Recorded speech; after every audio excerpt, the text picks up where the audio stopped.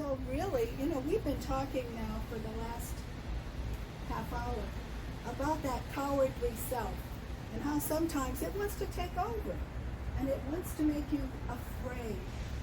Afraid of being honest, afraid of addressing something. It wants to be fearful. And what it asks you to do is nothing. So, how do you deal with that self? When does that usually appear? Well, I guess everybody's different, but on my case, I'll probably be fighting with my cowardly self the most on two different occasions. One, when I'm sick. I am terrible when I'm sick. I think of everything that can happen, so I have to fight that out and tell to myself, you're going to get better. It's a matter of time. Take the things that you're supposed to take, do the things that you're supposed to do, and everything will be fine. You're not going to die this time. You might die next time, but not this time. So it's a constant fight between myself and the fact that the sickness makes me feel cowardly, make me feel that I don't have the strength to fight it out. And that's really a tough situation because I don't get sick often, right? That's a good thing.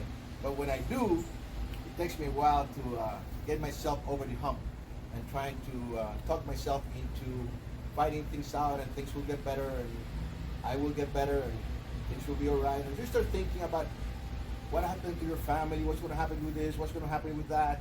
And in essence, you're wasting so much energy and so much time, something that will never happen, and if it happens, you have no control over it. So bottom line is, I have to do a better job when I get sick. Anything else you can think of where sometimes you're fighting that cowardly self? Yeah, when I travel. When you travel? When I travel, I fight myself on getting on a plane. Okay. I used to be more timid about flying, about trying to figure out if I better get in a bigger plane than a smaller plane because the bigger planes might not fall. So all those things coming to mind when you're fighting yourself about things that you know might never happen. Of course, anything can happen in life, but do you really control them? No.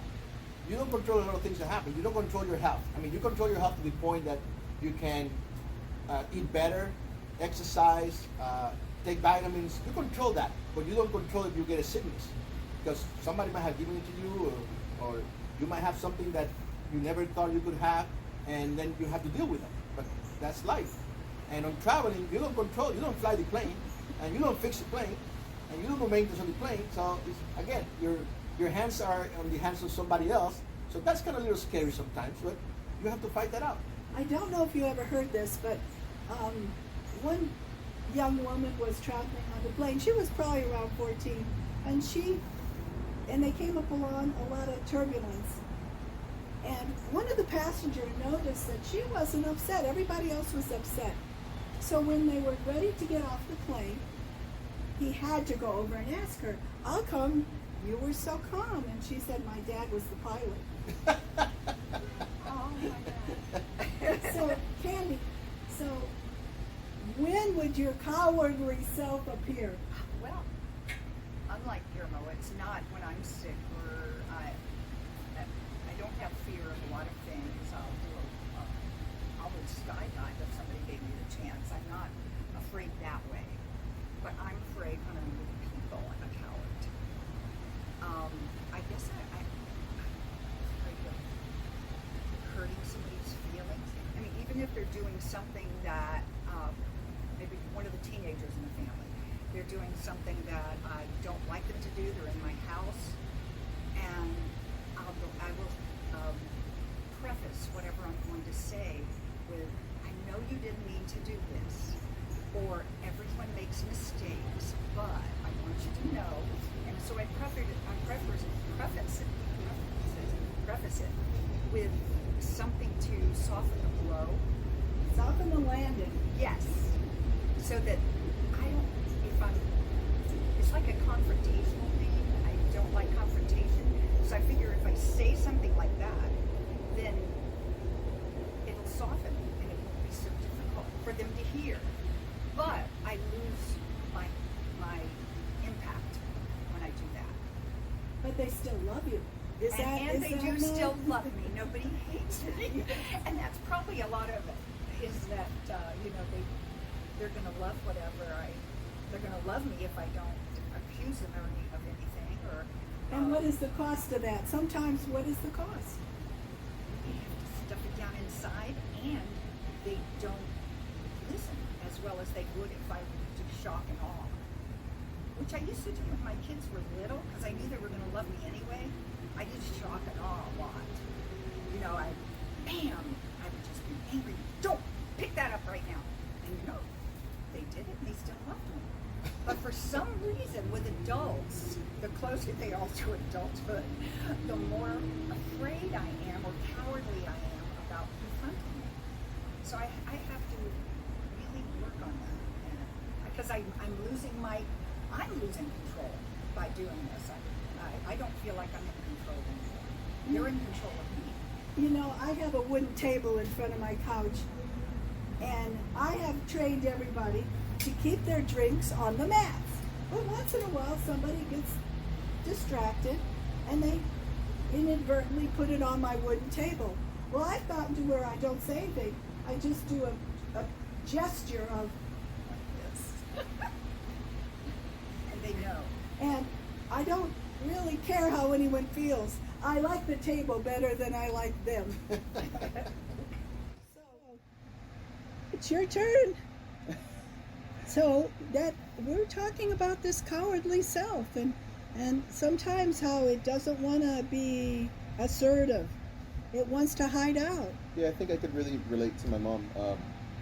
I know my cowardly self comes out when there's the potential that somebody might be upset with me or have some vision of me that I'm not doing enough or not doing good enough. And I tend to lose myself in that and really kind of try to placate the other person in some way rather than say what I actually think, or rather than do what might be best for my life. I'll adjust for other people. Is it easier as a therapist? Well, it's really automatic, that's for sure. So in the therapist role, you can keep your boundaries easier. Yeah. Oh, I see what you're saying. Yes. Yeah. It's easier to have my boundaries as a therapist because it's more clear to me what's mine and what's the other person's. But in my personal relationships, you take on that burden of the other person, their emotions. You feel guilty about not doing enough for them in some way, or just the fact that they're upset. And I think that can be a cowardly position, right? Because sometimes you're not telling the other person what you think. You're not telling them what you want. You don't have a no or your own voice. Yeah, so I'm working on that, Betty. And we talked about, 7 and below, let it go. It's not worth it. 8, 9, or 10, let's address it. It's amazing, but I was with a client. It was a client. She called me a fundamentalist. She was using the term fundamentalist as a religious thing, that I was a person who translated the Bible literally. And at that time, when she said that, I stopped for a minute and thought about it. And I didn't say anything. I chose not to say anything. First of all, it's a client. And secondly, I was sort of not anticipating that kind of feedback. And I don't remember what I said that would have her say that. And later on, I thought about it. And you know what? I probably would lean towards that. I never came back to her and said anything. Sometimes it's 7 or below, let it go. If it's an 8, 9, or 10, maybe if somebody had said, well, you're an atheist, I would have had to have said, maybe, well, why don't you explain that, where that came from?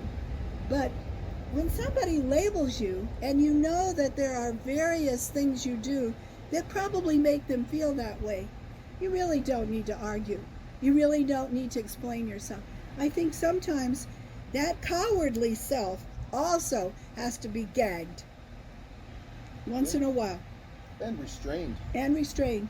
And sometimes it's more important that it's the inner voice, what I tell myself later. You know what? There's some truth in that. Maybe I wouldn't exactly label myself that, but there is some truth. So thank you so much for sharing, all of you, for sharing how your own cowardly self, and we talked about not having a cowardly self we're trying to get rid of. We need to be able to talk to it and get it to be reasonable and in control so that those fears do not run our lives. Thank Love you. it. Thank you, Teddy. So good morning, breakfast group. I'm going to start today with a picture that came in the mail from Costco. I thought you'd be interested in. I always thought I was a little out of mainstream because I've been interested in grief and thanatology for so long. But guess what? Costco has really broadened my feelings about myself because I got a flyer. They are now selling, guess what? Caskets and urns, colored ones. You even get to pick out something decorative. And I am giving you a picture of it just in case you have a hard time believing it. Talk about handling a market from womb to tomb. Costco has it made this week. So let me talk about my mirror and me. You know, the purpose of all my videos has really been to encourage you to look at yourself, take a look at yourself, and to do a search for things that you feel you need to grow in or change in, utilizing not only the internet, but any books or music, anything that might help you to grow. Why? To avoid being jaded. What's jaded?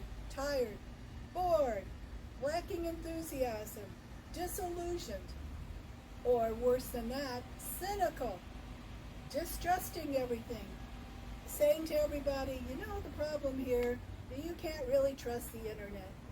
Well, guess what, folks? You can't believe that you can't find anything you can trust because there's a lot of wealth of information that you can take a look at and decide for yourself what you want to pick and choose. My own Teddyism has always been, death will find you in a closet and life will not look for you. You don't have to play to lose so that there's no vulnerability. You need to think about, how can I play a winning hand here? How can I make my life for myself, competing with myself, better, more productive, a desire to live feeling good about myself.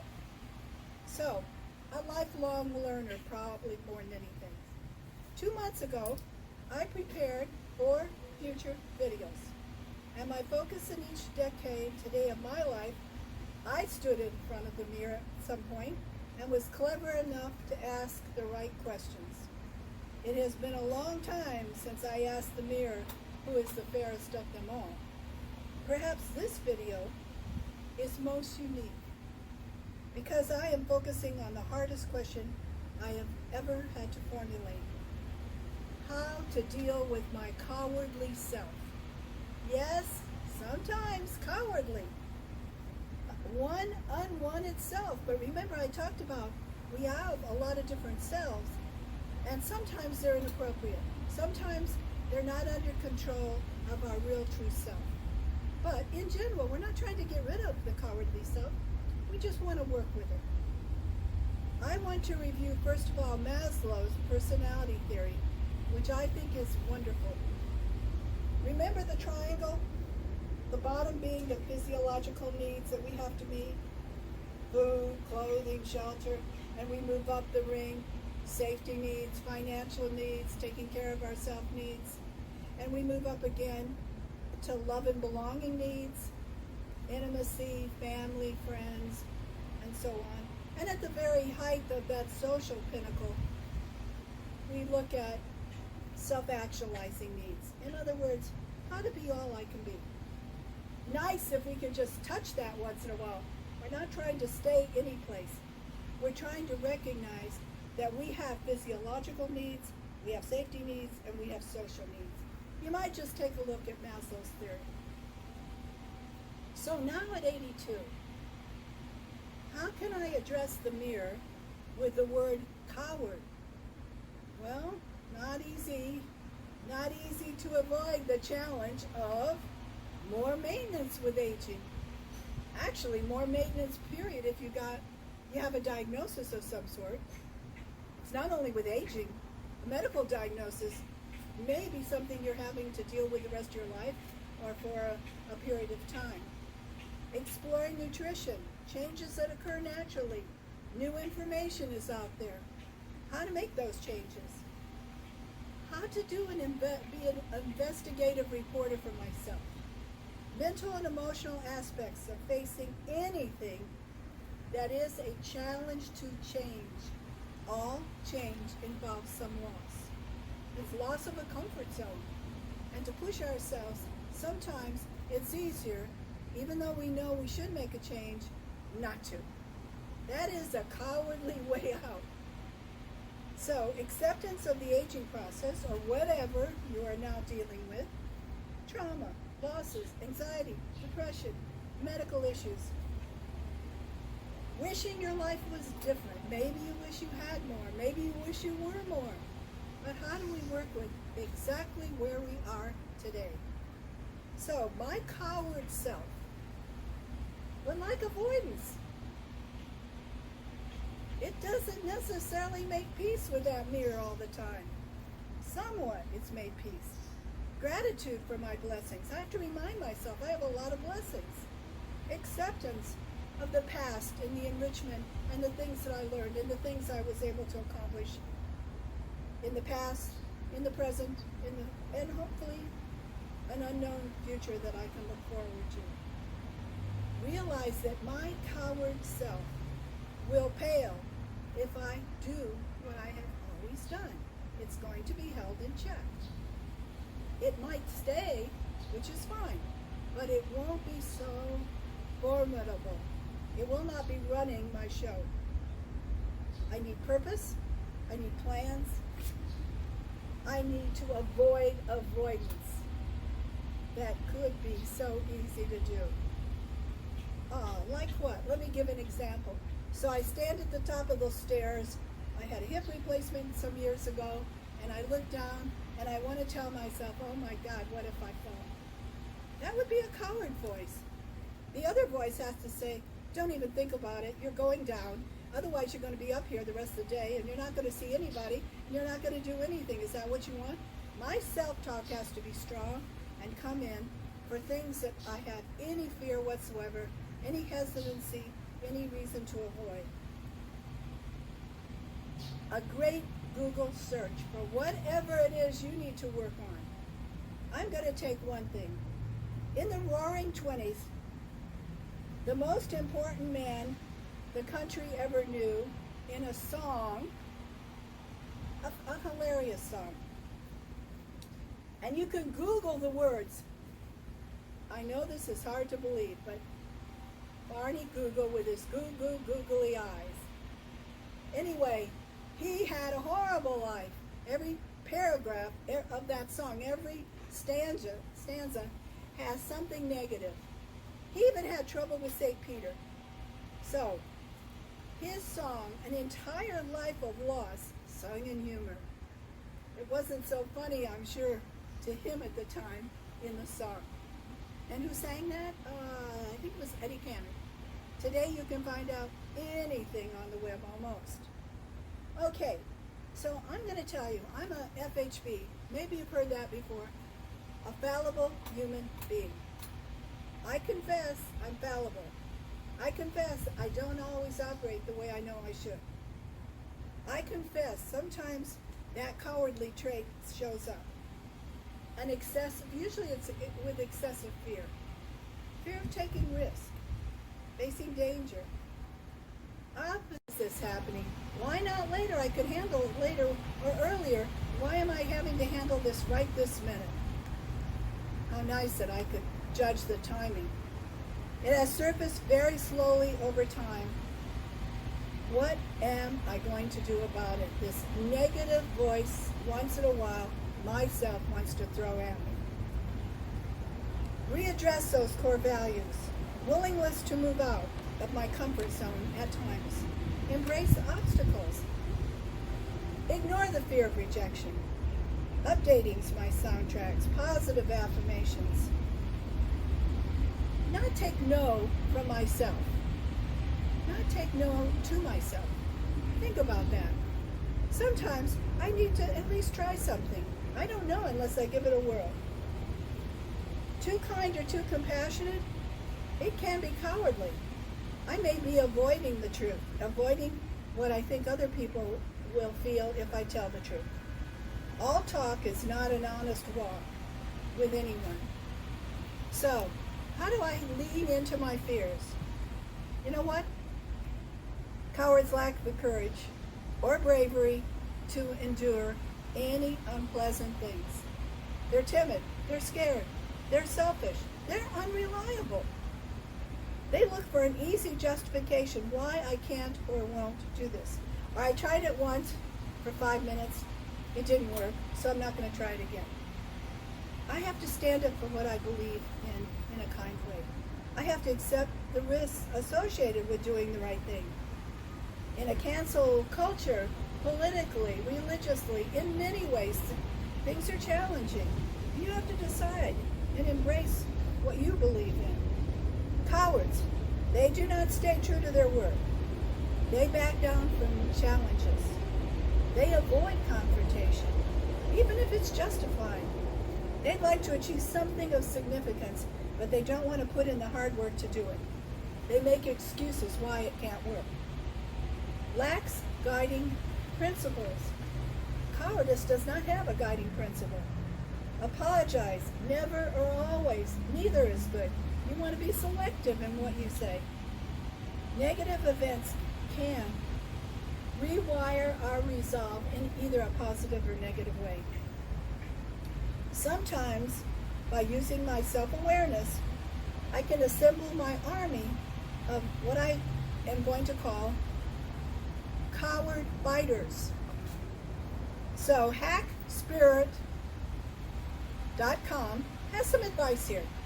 Cowardice is addictive. Worst consequences. Embrace your courageous side. Live a more authentic and empowered life. Say what you mean. Do not spare speaking your mind to avoid conflict. You can do it in a kind way. May lead to resolution and clarity. Tell what you mean. Do not cloak your words. With cowardly talk, you become untrustworthy for yourself.